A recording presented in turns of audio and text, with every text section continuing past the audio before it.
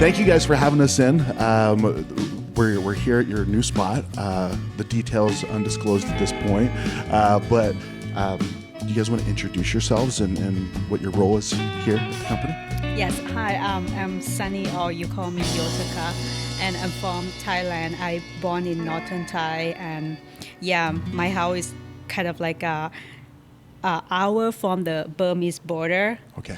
And I go at my dad have a fish farm, rice field, and we have longan, a lot of herb this we use.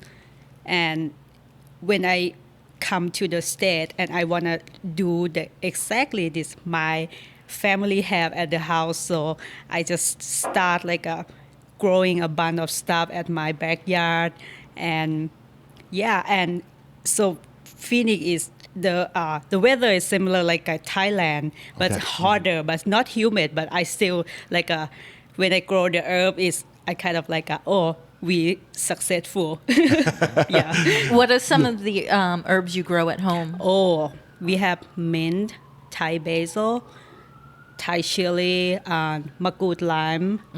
I try to do cilantro. Yeah. I'm trying to do the Thai papaya. Yeah, the papaya Yeah. doesn't Oh, work. wow. It gets too cold. Too- yeah. Oh, too cool. But we got a pomelo Lemongrass, tree as yes. well. Yeah, Yeah, pretty much. yeah. And didn't we ordered like a bunch of seeds from this person in Thailand who exports them. So we've done like dill and butterfly pea. We kind of just throw everything in there And see what See works. what Yeah. works. Yeah. Some of it comes up. Some of it we're like, maybe eventually it'll happen. I don't really know. And it's so funny in Phoenix because I have a couple gardens. You can plant something in a corner and it doesn't do well, and then you move it 3 feet and it likes that spot, and all of a sudden, like I grow capers. Oh, really? Yeah, and there's like the rocky spots. They like much better than the nice bed I had made Oh, okay. initially. So you never know. But and you brought up makrut, Yes. and I like that because you can use the zest and the leaves. The sip and the leaf. Yes. And the zest is just like such an important part for us. That's why we got the trees, and we're on a constant search of running around Phoenix, being like, where can we get makrut limes? Because we use it in so many of our curry pastes. And so, yeah, that's one of our favorite things that we know we have the potential to And grow it's a out here. distinctive lime. It's kind of has like a bumpy skin. Yeah, Right? and it is a lime, but it almost, some people have compared certain flavors of it to like a tangerine as well. Interesting. So you can use the leaf as a garnish. You can use the juice of it in certain dishes, like sa. It's like what is it? Kind of like a lab. Yeah. Yeah, but it's kind of different. The salad. Yeah. So like yeah. an isan. It's done in Lao as well. I Yeah, think, loud. right? Yeah, And northern. that's the garnish that Thunder is using in his cocktail. Is it makrut? Yeah, that's makrut lime leaf as well. Should I right grab there. those for us, Well, Christina? I think Sure. Thunder. Would you like to bring these in? So this is a little taste of the cocktail menu coming to the restaurant. Yes. Yeah. Do you want to explain it? Or do we want to have Thunder explain it? Thunder, you want to explain Yeah. it? Do you want us to? Okay, so this is haven't come up for a name with it yet, but one of the, I guess to start, like the concept for our cocktail program is we've been discussing like what it's like in, Sunny's village, or Wow. where Thunder's from. He's from northern Thailand as well, and like this concept called Suan Lang Ban, which means like the garden behind the house. And so we want all of our cocktails to reflect like things that you would find in a garden in a Thai village. Because when you go to the bars in Thailand, they don't have access to a lot of spirits because there's such a high import tax. So like a bottle of Buffalo Trace could be like $60. Wow. So it's kind of cost prohibitive. So the way that people have really gotten creative with their cocktails was like really paying homage to all the unique ingredients in Thailand.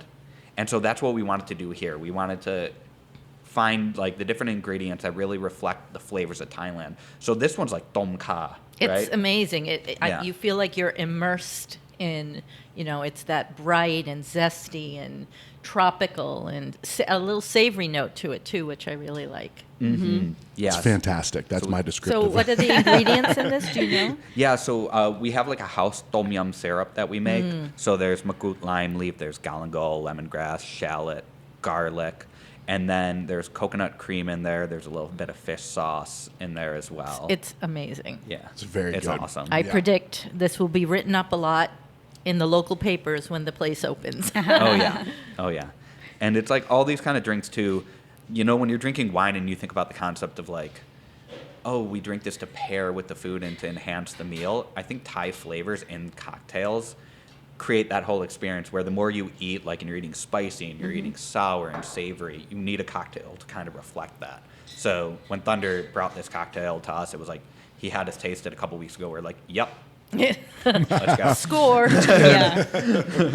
Well, and I can imagine how well it will go with all the dishes too, with all the bright flavors.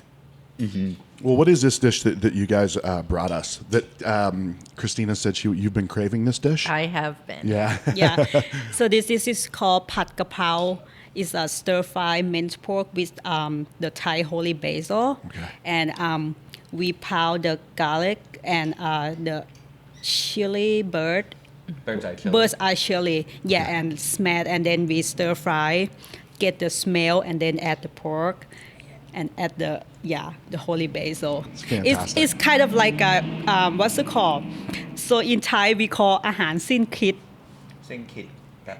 เหมือนคุณแค่สั่งคุณไม่คิด Oh, this is one of the things that you just like order without thinking about. It's- Okay. If you Okay. be You in don't know what to Thailand, eat. yeah, you don't know This what to is eat. one of the Just walk things. in and just like I want this dish. Like the Yeah. first time I was ever in Chipotle or Starbucks, I'm lost. I just get Yeah. That's a quick and easy order. Then. Quick and easy, Okay, yeah. good. And a lot of people we know will say, like, if you want to kind of gauge the strength of a chef, order their pat kapao. And if they can do a good pat kapao, they'll, keep on ordering that restaurant. Ah, nice. and holy basil is different from Thai basil, right? Yes. Very different, I think, Yes. because here it's hard to find holy basil, so a lot of people have only had this dish with Thai basil. Yes, exactly. So sometimes there are little markets that once in a while get it in, but then almost every Thai we know grows the holy basil who can, because there is just a different distinct flavor to it. I feel like it doesn't have as much anise as the Thai basil, or it seems a little more delicate to me. Yeah, I think it's so weird. Like, I don't know how I would describe the differences. For me, it's just like one tastes like sweet basil and one tastes like holy basil. What So do you think? when I think about like a Thai basil, I thinking about the curry, because we use a lot of the Thai basil. But for the holy, I thinking about stir fry, and the flavor is like a stronger. Yeah, it's not like a have the taste of the sweet at all. There's a local gardener who supplies a lot of the like summer winds, and she does farmers markets, Suzanne Velarde, and she grows the true holy basil. So it's very exciting every brought us spring. some. Yes, Yeah. that's where I get mine from. Okay. Yes. You're delivering people holy basil? Well, she's delivering. I'm just planting and eating. Okay. That's a big deal, Christina. Man, I didn't know that about you. Yeah, maybe I should be like the holy basil dealer. Yeah. Hey, a lot of people will love you for that. Well, let's back up a little bit. So, Sunny's from Thailand. Alex, where are you from originally? I'm from Chicago. Okay. Yeah, so I hadn't gone to Thailand till I was 19. Okay.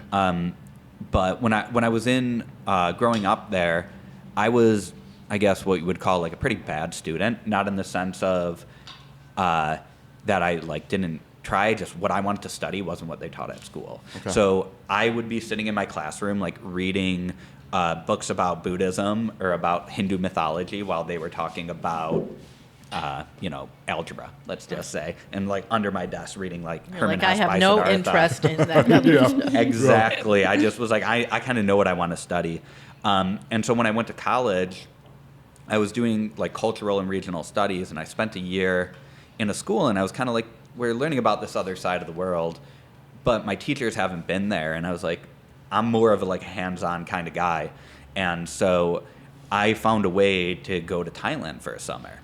And I spent most of it in villages, and I was the only foreigner.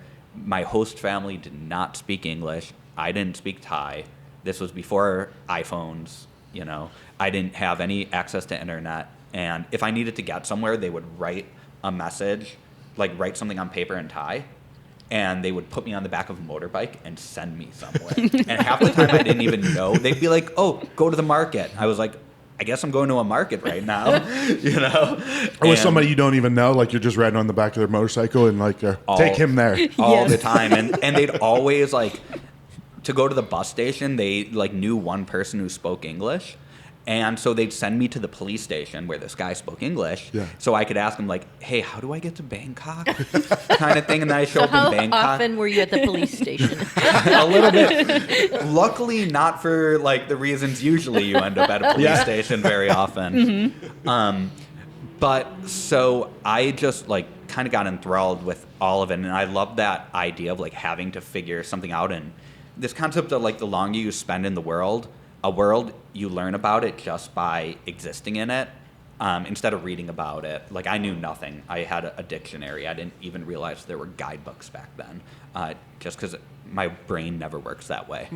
And so I remember finally I'm going back. I spent 2 months there, and I might have had a little bit to drink my final night because you didn't have to be 21 to drink in Thailand. And I remember, like, kind of drunkenly calling my mom and just being like, I'm not coming back. I'm staying in Thailand. She's like, you come back to the USA, you go back to college, figure out a way. If you want to move back, just figure out a way. My parents are really supportive. And so I convinced my school to let me come back to Thailand and do independent studies for the rest of my degree. Wow, you're very convincing. Yeah. Luckily, I went to a very liberal school, and it's Prescott College. And so they're like, if you can figure out a way to do it, do it. And so I stayed there, and then for 12 and a half, 13 years, pretty much lived in Thailand and just really got, I guess the way I would explain it would be like, I just wanted to envelop myself in like anything that was completely opposite of what I was brought up in. And so I was spending a lot of time in villages, and just like learning to speak Thai and having locals teach me everything. So I just wanted to learn about things from their perspective. And I think that's something that has translated to Lom Wong, is like with Sunny and me when we got together, which was 11 years ago now, I think, right? Yes. 10 years ago? Something like that. When we got Time together. flies. Yes, 2011. Yeah, Yeah. wow. So when we got together, Sunny and I met in Chiang Mai where I was living, and she was living at the time.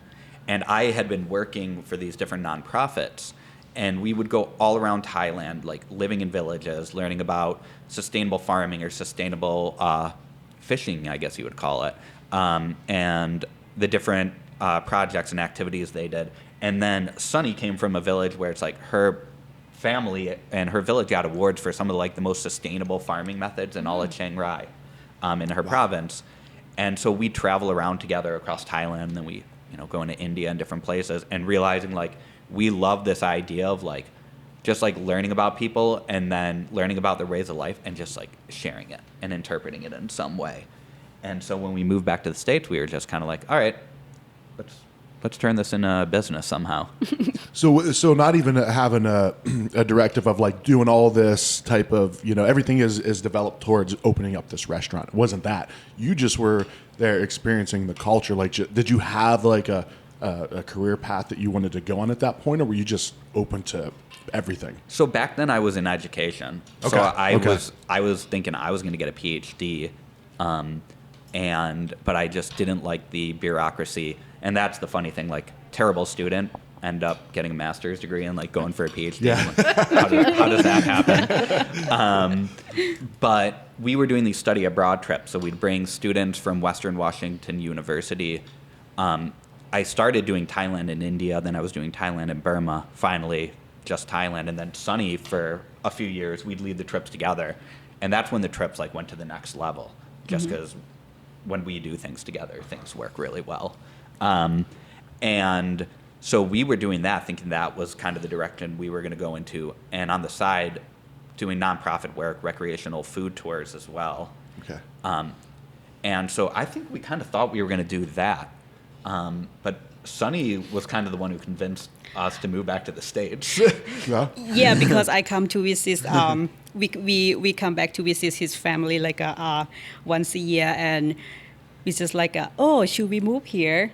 Should we can do something new out here? And so I just kind of like, oh, this something new. I wanna live close to your parents and your grandma and whatever. And I remember we sitting in the house back in the day is on August Island, Washington State, and I kind of like, oh, I love cooking food. I know like, oh, when I'm going out to the restaurant, and I kind of like, it's not my mom cooking, you know. And Alec, you very what's it called? เหมือนเก่งมากเกี่ยวกับเรื่อง Oh, การ telling ศึกษา stories. Yeah. I thought you were Yeah. saying frugal. You were using figures. Like, it's very cheap. It's very cheap. Like, And you know, and we kind of like, why did we have to shoot either, you know, like education or cooking? Why we just put it together and do the story? Yes. yeah. And how soon after you moved to Chicago did you implement that? Oh, so, okay. So we decided to come back to the States.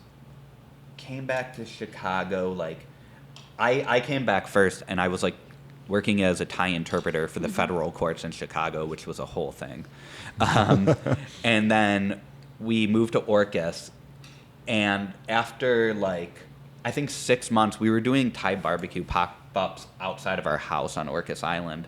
We lived on the side of a mountain with, like, intermittent electricity, no cell phone signal, and no internet.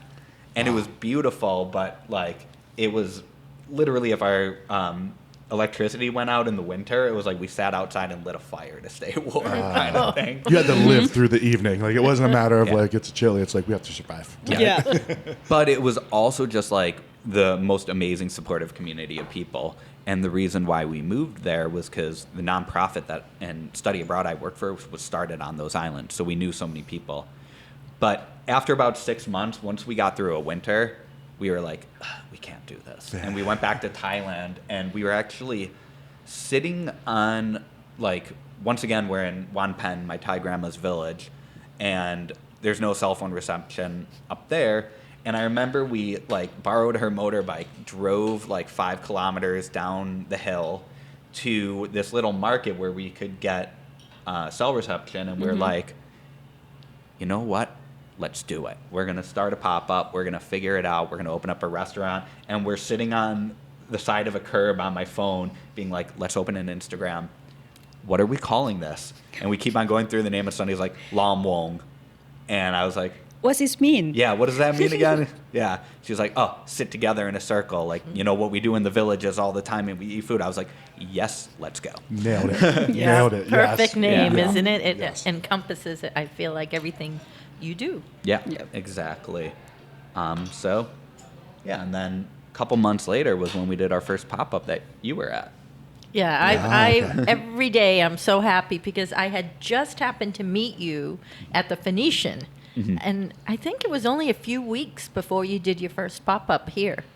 Yeah, it was. When we met you, we were like, we should go for it. We were like, oh, someone in the food industry like seemed interested. We're And gonna ask I'm her. so honored that That's awesome. I got to go to that very first one and meet them both. And it's just, you know, well, you can see. I mean, you're just getting a little taste, but it's... A little. I ate the whole plate, Christina. That was fantastic. Because we didn't mention the deep fried egg. I think we got to Oh, mention yeah, that. 'cause that's a fried eggs. hallmark of Thai. Okay. Yeah. Okay. See, I'm from the beer world. Like, I'm gonna make a comment about the wings in a second too, because that's more of my world, right? So this is all new to me. That was fantastic. That fried egg was deep fried egg. That's a different level right there. Oh, yeah, thank you. Thank you. Yeah. Well, So- like when you go to these places, it's called like ran tam sang, which means like food made to order. They'll do like things like pat kapao. They'll do like pat pik gang, which is a dry red curry, and a lot of the time you can get like crispy pork or chicken, kind of any protein. But you can always add a fried egg on top of that. And so whenever there's the opportunity, I say you go for it. Oh, 'cause absolutely. It always adds. Yeah. And it's so different from an egg that, we make at home. I feel Yeah. like it. Yep. And tell me the technique to make a perfect Thai fried egg. So for that one, I mean, we just put oil in a pan and we heat it up to the right level. And a lot of the time it's like... And it's deep oil, right? Yeah, it's not like we don't let it fully submerge in it. But I would say it gets up to like just so before it hits the yolk, maybe. And I don't know how hot you do it. You kind of put your hand over and throw it in and hope it works. And it usually does. And yeah, just you got it once it starts kind of like bubbling and crisping up. And it puffs up too, I believe, Exactly. right? So you get Yeah. those kind of lacy, crisp edges, which I think adds so much texture. Definitely. Yes. Yeah. And then once it gets that color, yeah, throw it out and throw it on rice and You're you got hooked, a huh, meal. Eric? I'm hooked. I'm hooked. Well, so Christina is working on a burger, right? Your top 10 burgers, an article for a future issue of the magazine. And I don't know if we've talked about wings. We've talked about nachos, wings. I'm throwing in my suggestion for top Done. wings. Those wings are fantastic because it's rare. Like the only time I don't ever put sauce on wings is when I don't have the option to, right? I will eat these without the sauce. What is this? Okay, you want to send that on my? I think this is your Thai grandma dish. You should present this wing. So this is Wan Pen's fried chicken. So when I came to Thailand, when I had come back after my first time in the country, I came with this nonprofit, and this is the one that I ended up working for. So it was like a study abroad nonprofit. And they introduced us to Wan Pen, and we stayed with her. And she became my Thai grandma. She's in the documentary as well. And we do a lot of her cuisine. And so when I was homesick in the States, like, you can't fly back to Chicago. Like, tickets are too expensive. I couldn't Yeah. afford that. And so I could, like, get on an overnight bus and, like, then hitchhike up to Wan Pen's village. And generally they saw, like, a 19-year-old who looked like they were 15, like, on the side of the road, just being like this. And someone picked me up. They're like, I feel bad for this kid. What's he doing? Yeah. And He's so far from home. Yes. Where are your Exactly. parents, kid? Yeah. And so I'd stay with them, and so they just became like my Thai family. And her fried chicken was like the best fried chicken I had ever had. And so throughout the years, we'd be like, teach me to make this chicken. And she'd be like, well, you do this. And she would like make everything and like just go, oh, squeeze the chicken, Alex. And then I'd be like, hey, what temperature do you put the oil at? And she puts her hand over the oil and goes, this hot. And I you're was like, that doesn't help me. I was like, 350? And she was like, I don't know. Yeah, that's work. yeah. And so to that point, even now, like my brain is like, Sonny, we put a thermometer in this? And she's like, no, it's good. And I think really though, when Sonny and I got together, like it was like, she couldn't meet my family yet. You know, you have to go through visas. My parents aren't coming out to Thailand that often. She met my brother. But I was like, well, I want to introduce her to someone in my family. So I'm going to bring her down to Wan Pen. And Wan Pen was just like, first off, marry her. I was like, okay. And I bet you got that a lot. yeah, all the time. Yeah, my brother, like, instantly, my parents are like, he's dating some, lady, like, what's up? My brother's like, she's legit, don't worry. She's great. So now I have to thank you, One Pen. Yeah, that's gotta thank right. Wan Pen as well. But then when Sonny came, it was like, hey, how do you make this? And she tells her a little, next time, how do you make this? All right, and just gives her all the recipes, like, instantly, like, this is what we're doing, shows us everything. I'm like, all right. You're like, I worked a long time for Yeah, that. but, that's Sonny right there. She's just like, all right, get in the kitchen. You know what's up, like, and, And it's marinated first, right? Yes. yeah. What are some of the flavors that... So we use kind of, we call the sam gle, like a simple, like a ซัมเกลือ it's กระเทียมพริกไทยเกลือใช่ไหม รากผักชี Not pachi. Okay, sorry. So we've got gatium, that's a garlic. Then we've got pepper, and then we've got cilantro root in there. Yeah, this the three things. This is very simple in Thailand. Like if you wanna do with chicken, pork, or beef, it's based on this. and Okay. it's amazing. Like and you can cilantro call it root yes, has a cilantro different root. flavor than cilantro leaves. It's earthier. It's earthier, yeah. Yeah. The smell, and you can call that tree magic. Yeah. Yes. And so the other thing about the cilantro root, which is cool, is if you got the soap gene, it doesn't seem like the cilantro root affects it, because we've had so many people who will be like, "Hey, I'm allergic to cilantro. Like, it tastes like soap. Can I eat this?" I'm like, "Well, we can't take it out, so you can try, but let us know." Yeah. And a lot of people have come back being like, "I love that chicken," or like, "I love that curry," and I was like, "Yeah, we definitely pounded cilantro in that." Heavy on the cilantro. That's interesting that the root doesn't affect that taste. Yeah, or maybe it just like gets powered by like everything else in there too. I don't know. I hope I didn't take away from I called them wings, like because they're small, right? Yeah. I hope that's not an offensive thing to say, right, Christina? I'm still learning about this world. They do for their pop-up dinners and their takeaway dinners, they do whole cut-up chicken and wings, that. but I like the wings the best. So good. Oh yeah. Yeah. Well, so okay. The first time you had met Christina was around the time that you had done the documentary, right? So how does that? We met Christina a couple of years before. A couple years Yeah, the before? documentary just came out last year. Okay. Yeah. Okay. So you had met Christina before. May Okay. 2019 was the first pop-up. Okay. Yeah. Okay. So once you guys decided, Wow, for that- really? Yeah, right. You've accomplished so much since then. Yeah. For some reason, I felt like it was longer. Yeah, we were like, we've lived in Arizona for like 8 years now, right? And we're like, No, it's just three yeah, years. Yeah. we're going to be Seems at like- 4 in May. Yeah. But yeah, the documentary we did. What was that? It was May. Was it May or April? April of April. 2021. Yeah. Okay. Yeah. So by this time, you guys had already been doing pop-ups here in Phoenix. Yeah, so Yeah. we were doing we did our pop-ups throughout 2019, and it was just like this really wild ride because Christina shows up for the first one, and it was like it was more like we're inviting people and just asking them to try our food Yeah.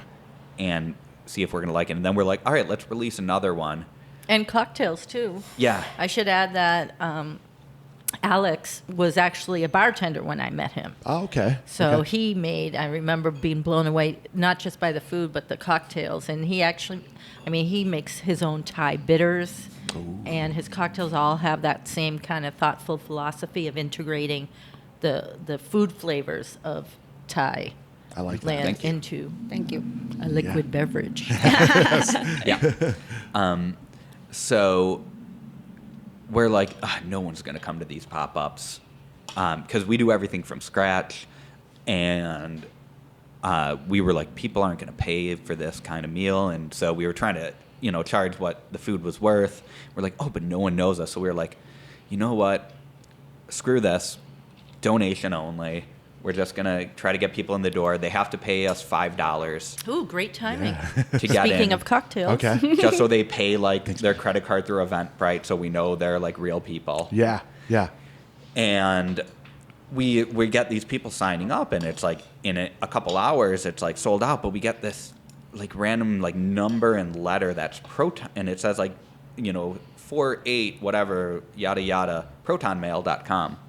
And so I'm like, what is this? This is sketchy. And so I'm just like, and there's no name on it, or the name that it was didn't seem like a real name to me. Yeah. And so I'm like, I'm paranoid about it because we're doing this in our house. And I'm talking to Sunny about it, and she's like, yeah, take them off the list. So I canceled the payment, I think, or something. Yeah. And I just put it out. And then all of a sudden, where people are coming in, I think you came to this dinner too. You did. Mm-hmm. And then, I don't think I've ever told you this, but Lisa Carrington was there as well, cocktail maven. Yeah, did I? Yeah, I'm trying you- to think if Yes. okay. You were. And Hi, Lisa. And so, I don't know if you noticed because you were in the living room, but we opened up the door and this guy, he goes, Dominic Armato. Oh, right. I've Yeah, got I a was there at that reservation." dinner, right. And I didn't know who he was because we had just moved here. And so I looked at my list. I'm Oh, like, and that was I went, sorry, no Dominic Armato. I remember. No, I don't know what to tell you. I remember Dom telling me that. Yeah. And then Christine, our server, like, because we kind of closed the door and we're like, hey, we'll figure it out. And we closed the door on him. And Christine's like, you need to let him in. He's from AC Central. And so we're like, all right, you can come in. And we're like, oh, like, people, I imagine you told somebody about it. I don't know. I'll see what I heard of it. But we were just like, wow, like, we can actually do this. And that was kind of that point where we're like, all right, I remember. we can do this, really. And I remember, I think I sat next to Dominic, Uh-huh. and I remember him, because when you get so invested in wonderful people and food, you sit there and watch their face when they eat, and watch everybody's expressions. And I remember he was just like, wow, blown away. Mm-hmm. Yeah, it was a wild experience. Just we were like, okay, you look at the food industry from the outside, and a lot of people like come up in the food industry where they're working for different chefs, and like that's how they kind of make it. And that's like the fascinating thing about moving to Arizona was we're like, I was like, we don't have the time to do that. Like I was already 30 at that point through education, and we were like, we learned from all these people in Thailand, so like we just got to figure out how to do it. I don't know if people are going to accept this. And when people did start to accept it, we were like, that's really cool. Like, I don't know if this could happen in another city.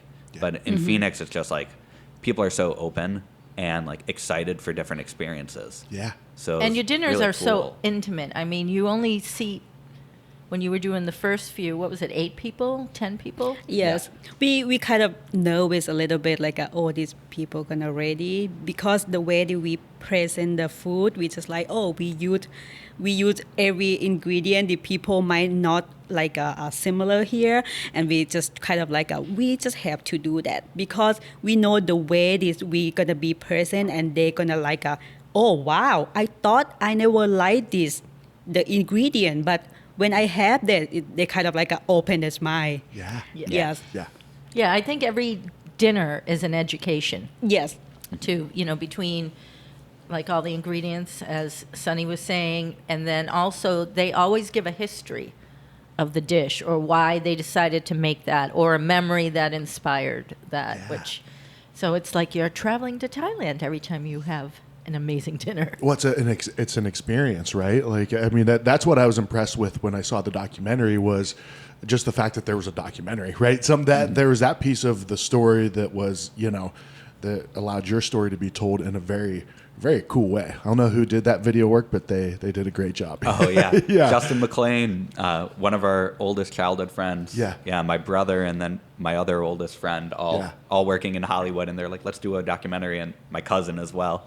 So they did a great job. Yeah. Yeah. Well, how did that become part of the plan? Like who says let's do a documentary to kickstart the restaurant? Because I like it. My cousin Brandon, who he like directs music videos.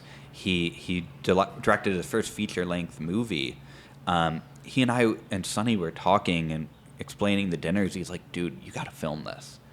And so we always had in the back of our mind, and whenever we'd see him, he's like, you got to do this. And when we were able to return to doing in-person dinners, and we were like, and we had already started looking for restaurant spaces because we knew that, the world was going to kind of open up a little bit more and it would be safe to do so.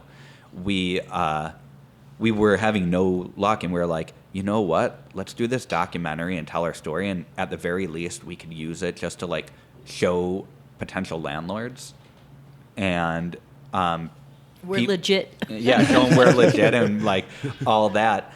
And so we just kind of got in touch with my cousin and a bunch of friends who all work in the film industry, and they were like, yeah, we could totally do this. And it was like we had a meeting in March, I think, and then in April we just filmed the whole thing. Yeah. And just did it over 2.5-3 days. Yes. Yeah.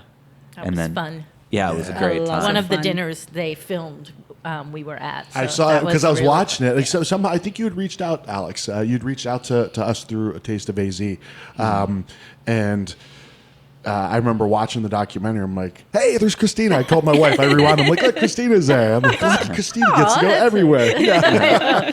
Where is she now? Yeah. Yes. So, I was just very impressed with that, and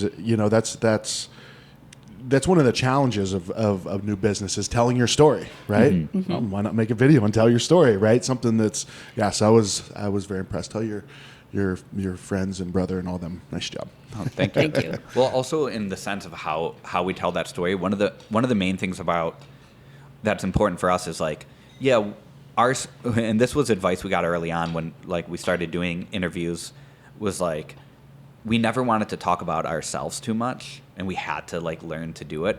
We always wanted to tell the story of the community partners in Thailand who influenced our cuisine. So people like the Moklan, where we do a lot of their dishes, they're an indigenous seafaring people from southern Thailand who have run up across like against government and private investors who have pretty much taken their land to build resorts. And there are issues that happen across Thailand with all kinds of different ethnic minorities and indigenous groups.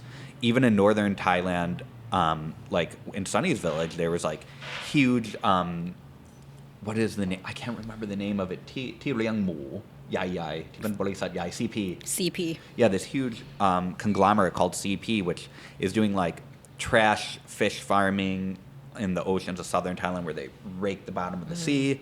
And in the north, they wanted to have these huge pig farms that like all the methane runoff would go into the groundwater. When we were there last time, there was like a huge kind of like flu outbreak or some kind of outbreak in the pork. So it was like, people were like, oh, you can only buy pork that's grown, that you know the person who did it kind of thing. And so we were like, well, maybe when you live in your own life, you're like, what we're doing is not that interesting. We're just doing what we choose to do or what we have to do. But all the people around us are the people who inspire us to create this cuisine. I think also there's a little deeper thing for me as a foreigner and as a white guy where it's like, let's not talk about it, that too much. Like, let's bring it more to the whole idea of people in Thailand and their amazing cultures and their just like all the things they do. And so we really wanted to figure out a way to make Lom Wong more about that. And so that's why we tell those stories and we share our experiences with them, because none of this would ever work without them. Yeah. These recipes, they like welcomed us into their homes. They let us cook with them. They showed us how to harvest different ingredients from the ocean, let's say. And so I think that's what made it really special. And being able to show that and translate that into a documentary was really important for us, because we just wanted to be like, hey, this food, like, and we love our food. And I think it's really delicious. I mean, we want to eat it. Yeah. But what's so amazing about all this food is like the stories of the people behind it. And we say this a lot, and it's like, food is more than what is on the plate that is put in front of you. But you've got generations of experience and heritage and knowledge. And like, these are the dishes that if you're in Wanpen's village, like she's cooking this up and you're sitting around the table and you're having like a really good time with family. Or if we do like the seaweed salad for the Moklan, they go and they harvest that seaweed. And then like they all bring it together. They cook it together. And it's like, it's their culture. And so we have to kind of find a way to honor that. And so, yeah. I love they have a map that you drew, right, Sunny? Yes. Of Thailand. So at the dinner, she will point out, this is where your dish originated. So it really gives you an idea. Where it's come from. Like around the community that we work with. And we kind of like, how do we show the in the map, and how do we can support them every way that we can out when we live out here. And we kind of we want to show the people when they think about Thailand or think about going to southern Thai, think about Morgan. Yeah. because they're unknown in the USA, but even in Thailand, we've told people like, hey, we're staying with the Moklan. They're like, who are these people?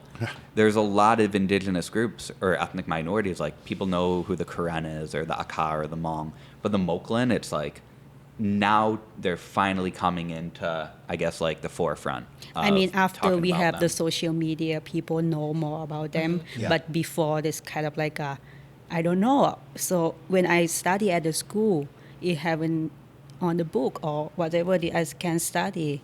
So yeah, I met Morgan people first time because of Alex. And so with that, like bringing that story back to the Moklan, the other thing is how can we like maintain that connection to Thailand? And so there's a few different ways that we've been doing it. One of the coolest things that I want to see it, we haven't gotten back to Thailand since 2020, right at the beginning, but the Moklan opened up their own little restaurant called Yam Chon. Really? Yeah, and some of the people that we're really close with, they're kind of doing the forefront of it, and they've been like, hey, last time we were there, we cooked some northern Thai for them because that's not something, unless they go to Chiang Mai, they're not going to get it too much, or up north, which they do now, because they built like these support networks with other groups in northern Thailand, so like with the Karen or something, because they're all dealing with these same land issues.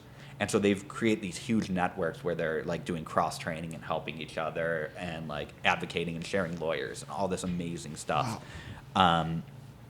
But we cooked for them, and then they cook for us, and they teach us all these things. And we're like, yo, I mean, we're going to open our restaurant. Like, we need to be like brother-sister restaurants. Like, we need to Right. do cross-training. Like, we can, if you want to get more tourists because they're on the beach, we can make an English language menu for you. Oh, We can right. show you certain Smart. things that we know, and you can show us certain things you know.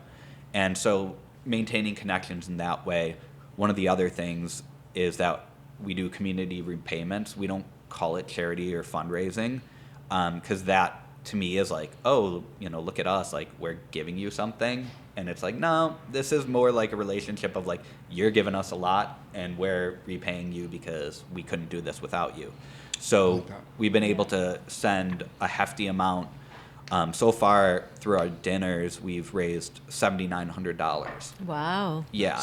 And so we've sent that to the Moklan. We sent that to Wan Pen.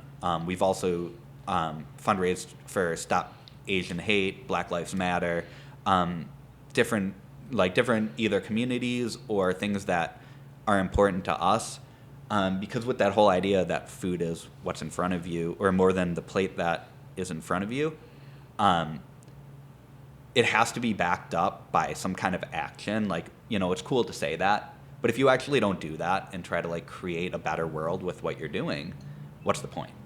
Yeah. And so that's another thing that we want to continue to do is find ways to support the communities, but also help tell their story. And in a certain way, it's just interpretation. It's that they're better at all this than we are, but Sunny and I are in the USA, and like Sunny can understand their Southern Thai, which is very fast, and like make it understandable for me for the most part.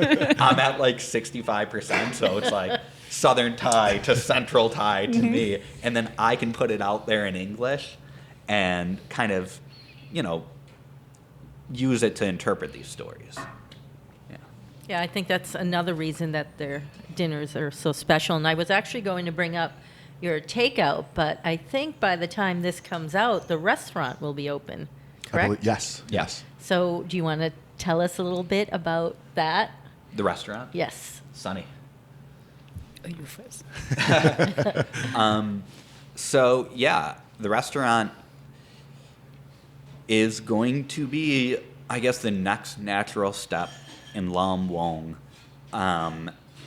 We're so in it right now that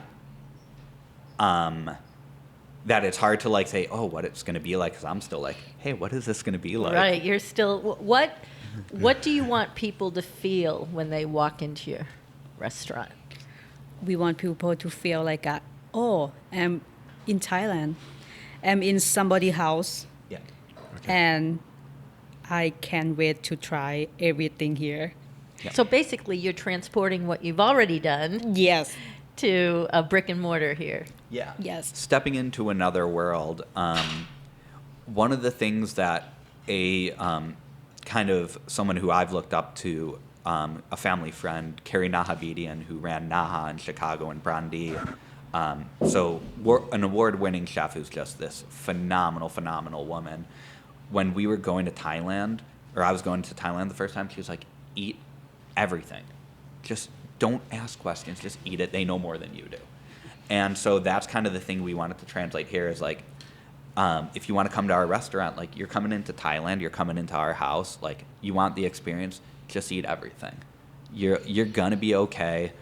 It doesn't matter if you see an ingredient that is unfamiliar, like unfamiliar is good. Pork liver isn't scary. You know, if we didn't tell you it was in the dish, you wouldn't even know because it's that good, and Sunny knows how to prepare it. And it's delicious because I've had it. Thank you. Exactly. But also, I think it's like this whole idea of expressing like the love for our community and our friends and our family in Thailand, but then it's also building community here. And like that's why when we were opening, we brought Thunder on. It was like we got the opportunity to get this restaurant, and both Sunny and I looked at each other and we're like, this guy. We're calling If this that guy. first drink was any inkling of his Yeah. talent, I'm super impressed. This was very good. Yep. Do you I want to wasn't- tell us about this one while we're talking about Thunder? I was You know? impatient. Sure. I was already drinking mine. You've been very patient, Christina. I've been trying to be patient. So this one's called It was difficult. This one's called Chao Phraya, and that's the name of like the main river in Thailand that goes through Bangkok as well. So, because I'm a nerd, history is great. Bangkok and Ayutthaya and all these areas right around there, that's like the alluvial floodplains where they were able to grow rice on. So that's why like all of the biggest population of Thailand is centered around there. So Chao Phraya is like, you know, one of the biggest main rivers of Thailand for commerce, for all these different things. And so there's a rum that Thunder made us aware of called Phaya rum, and it's from Thailand, and he got his hands on it. And so he uses that, and you also use bourbon, but he throws the bourbon through a coffee wash. That's what I really love, the Yeah. kind of coffee smokiness to it. But Yeah. there was an elusive, flavor, and now I realize it must be the Thai rum Yeah. that I'm tasting that kind of Yeah. rounds out everything. And a little vanilla liqueur, right? Yeah. And so another cool thing that kind of we made the connection the other day is like both in northern Thailand, they've got huge coffee culture. So they grow it all around because it grows really well with other things, like you can put it in the shade of a banana tree, let's say, and those things will grow together. So a lot of like the Lahu or the Akha, different ethnic groups, they grow coffee, and it's always just like some of the most high quality coffee. And then in northern Thailand, also in like Phang, that's in Chiang Mai province. Phang, yes. Yeah, Phang. It's like maybe an hour, 45 minutes from Chiang Mai. They grow oranges, and I was like, all right, this is northern Thai.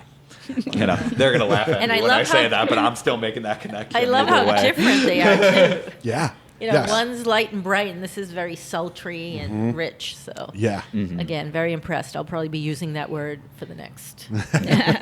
Yeah, when Half hour. Thunder made this cocktail for me, I was like, give me another. Nice work, you read man. my mind. Yeah, right.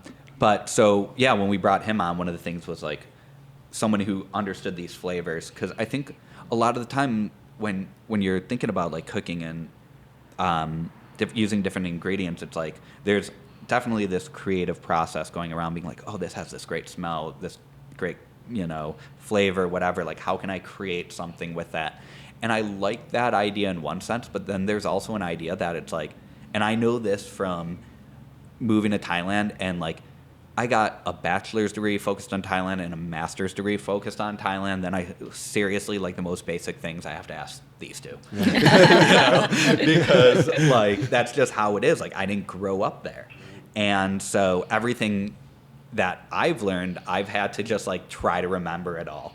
And it's not like growing up in the States where it's like random things that, I'm Jewish. I'm like, oh yeah, I know what this is supposed to taste like every time because like this is matzo ball soup or this is brisket. Yeah. This is Thai food. And so when you've got someone who's from Thailand who understands the flavors and is a really talented bartender or a talented chef, there's a little bit more sincerity to it for us. And that's why we brought Thunder on. It's because someone who kind of already inhabits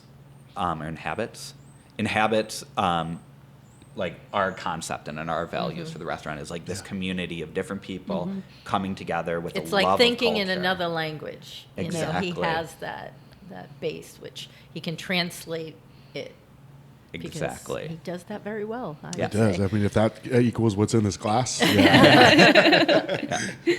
So yeah, it's really exciting to just like bring more people into this and kind of just like watch like what this is going to turn into with like a community of people who are really passionate about just developing this a little bit more. Do you have a general path, a general guide, like a path that you want to be on as far as 3 years from now or 5 years from now, what you want this to be? Sunny? Ooh. You've done a lot since 2019. I can't imagine what you're going to do in the next few years. The next few years, I think pretty much it's gonna be the same, right? Kind of perfecting what yes, you're what yeah, you've just done. focus Yeah. the way that we begin, because I think 5 year people might have just one chance to try our food, and the another people might not yet. Yeah. So, yeah. I think we're really good at like pushing towards a goal, but then we're also equally as good as just saying, let's just change this all around right now. That's why we change our menu so much, and because part of it's like this excitement of being like, all right, everyone knows pad thai, everyone knows green curry, everyone knows certain dishes. And then there's like, all right, what's the like 300 other dishes people haven't tried? Yeah. And so why don't we show people that? And then once in a while, Sunny's just like, I want this. And I was like, all right, make it. We eat it, and they're like, all right, we're gonna do this on our next menu, kind of thing. And so I think we want to like have a consistent, like it's always consistently sharing these stories, but then like being playful, being fun with it.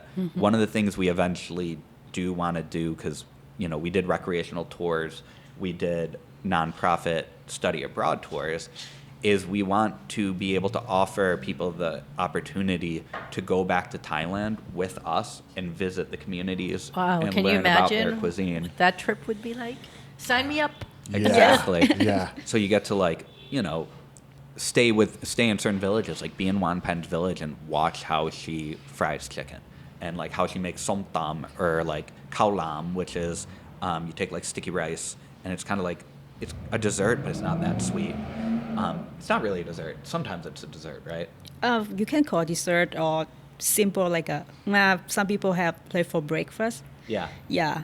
And but she'll like take the sticky rice and tua dam, and like black beans, and stuff it into bamboo, And the then coconut milk. and coconut milk, yeah. And then she like puts it in the ground like face up like this, and then puts like old corn husks after she fed the corn to the chickens, and lights them on fire, and just like starts a fire in Wow. in And the just little cook this clearing, over there right and away. cooks it right on there. Or I'm in. First tour. I'm in. They're going to have the bamboo and a little section right out Oh, front. yes. we'd love to. Speaking of dessert, will the ice cream sandwich make an appearance on the menu? Oh yeah. Yes. You want to Wait, tell what? Eric about the Yeah, ice please. cream sandwich? I don't know if you should actually. I don't- Sunny.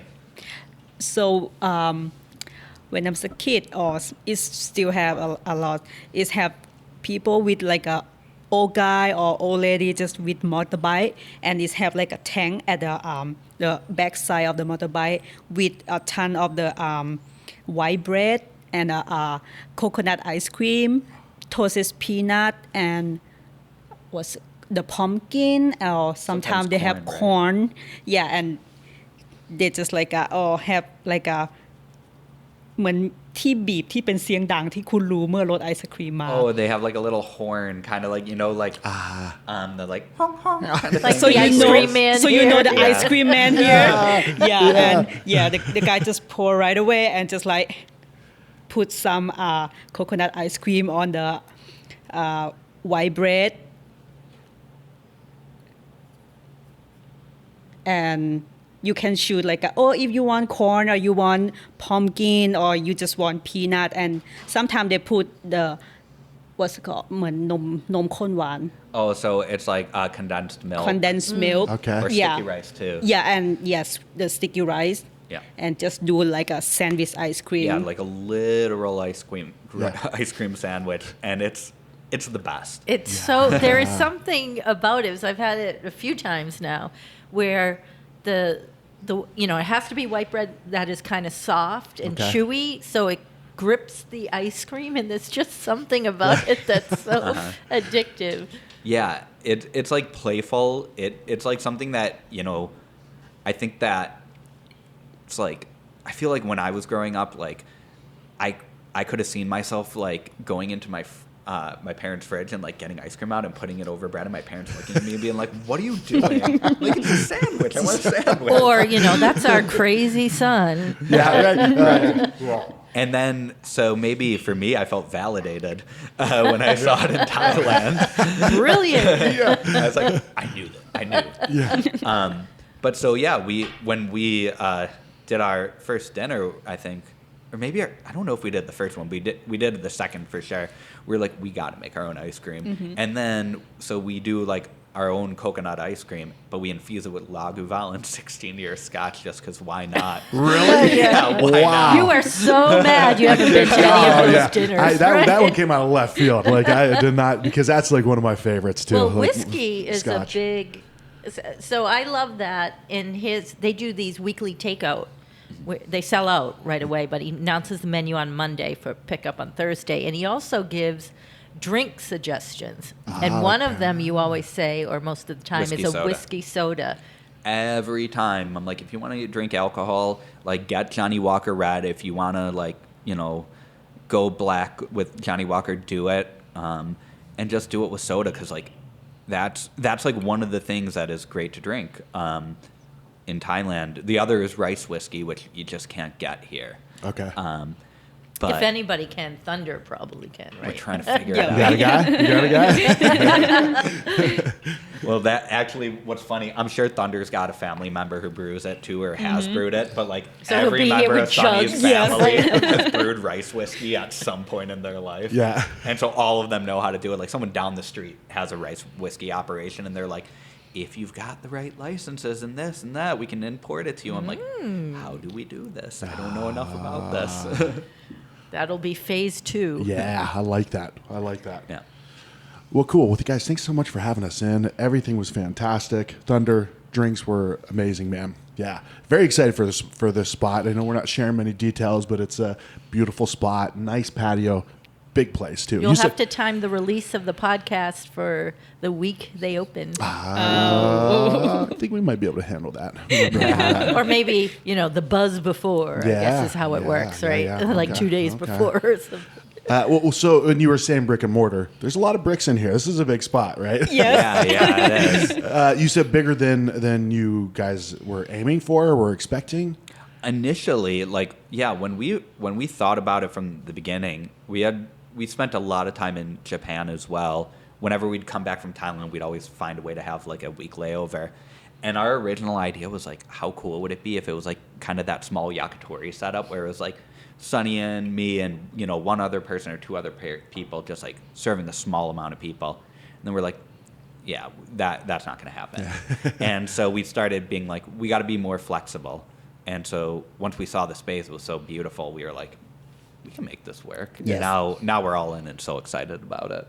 Yeah. It's like a home. When you buy a new home, like you wonder, like, how am I going to fill it up? It fills up pretty quick, right? It does. And if this continues, this food, I mean, it's going to fill up real And quick. again, to like be with somebody who hasn't had your food yet, it's like so gratifying for me. I can't believe what it must feel like for you to Well, it's my pleasure. polish off your Anytime. plate in 8 seconds, I believe. I know. I've been looking at that last wing the whole time. Poor Christina has one too. I'm No. leaving it for you. No, that's yours. I have No, like 7 over I've- here that I had. All right. I mean, if I Now have you to. know why in our email conversation I asked if we were going to have That's fried right. chicken. That's right. I was Yes. like, when we read that email, we're like, we knew she wanted that fried chicken. All right, start marinating. I love it. Well, thank you guys for having us in. Thank you. How do Thank people you. find you? Like, how do people find you? Like on what's your website, social media? So Lom Wong, so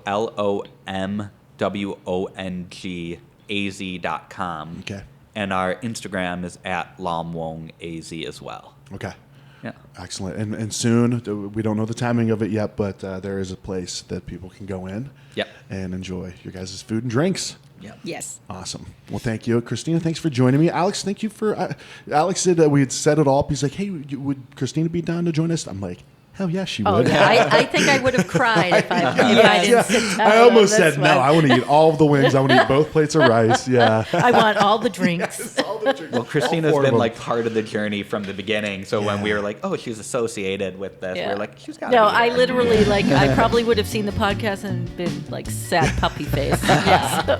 Well, I'm glad it all worked out how it did. So, yeah, thank you guys once again. This has been great. Thank you. Thank you. Thank you.